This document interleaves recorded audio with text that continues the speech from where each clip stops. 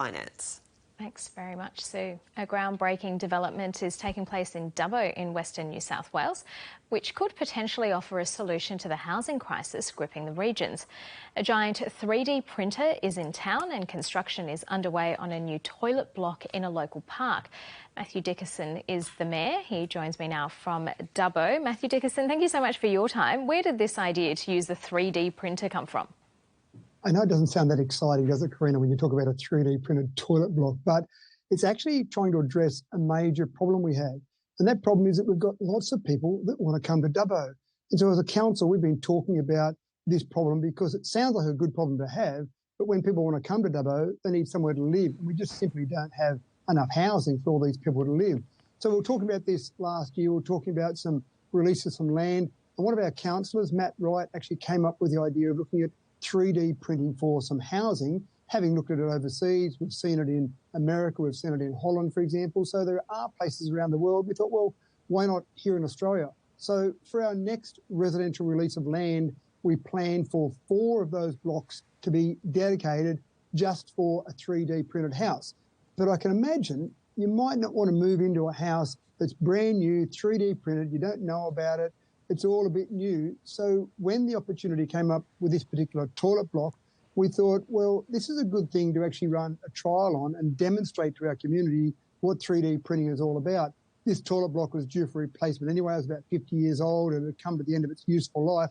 So we put out to tender and we had the winning tenderer come in, and they're now on site as we speak, 3D printing this toilet block. And I actually think we could have got back the money we paid for this toilet block if we sold tickets to it, Karina, because the number of people that are coming past, that are stopping, that are looking, and it's quite mesmerising when you watch the concrete, or it's got a special name, it's called contourcrete, as it comes out at the end and just keeps going round and round in circles. It is quite mesmerising.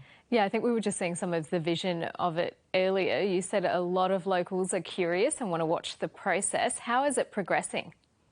It's going well. They did say in the beginning it'd take about 14 hours of printing time, and you can't print with the mixture they've got there at the moment. You can't print it when it gets too cold. So they've been printing during the daylight hours. They were planning on finishing maybe by yesterday evening or maybe today sometime. They'll probably go through till the end of today, remembering that they only turned up on the weekend to set up their equipment, and they'll be finished by the end of today. So it is a very quick process. Now, you've still got the internal fittings to go. Some people ask, does it 3D print the urinal and the toilets and all the rest of it? No, they're still fitted in a normal, traditional manner.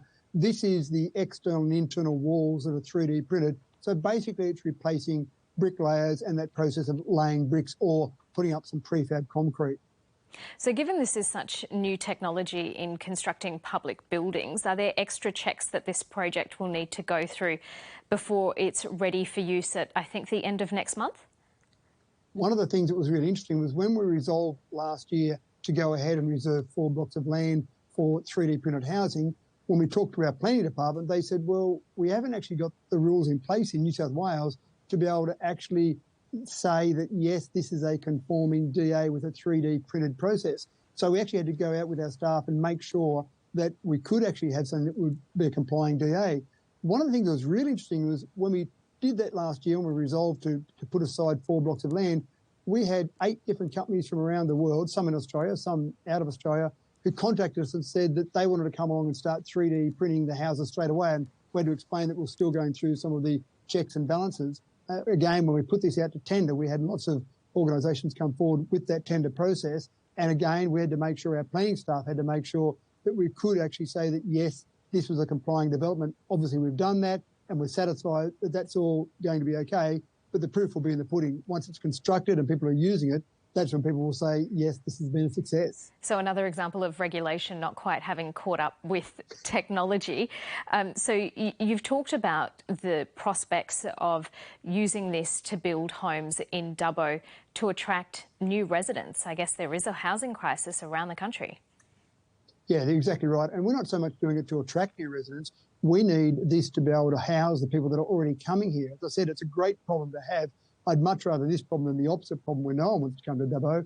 We have got lots of people coming to Dubbo. I did a citizenship ceremony earlier this week. 38 new citizens became, or 38 people became Aussie citizens this week. And we're doing those citizenship ceremonies every couple of months now. We're having to do them more often because so many people are becoming Aussie citizens. So we're growing really well, but we need to house people. So this is really one of many solutions that we're looking at to try and get housing constructed quicker. Everyone knows it's hard to get tradespeople at the moment. They're all very busy. Prices are going up. And we also see this as being cost effective as well. And we did do some comparisons. The tender price for this is a public number. It's $316,000 we're paying for this particular toilet block.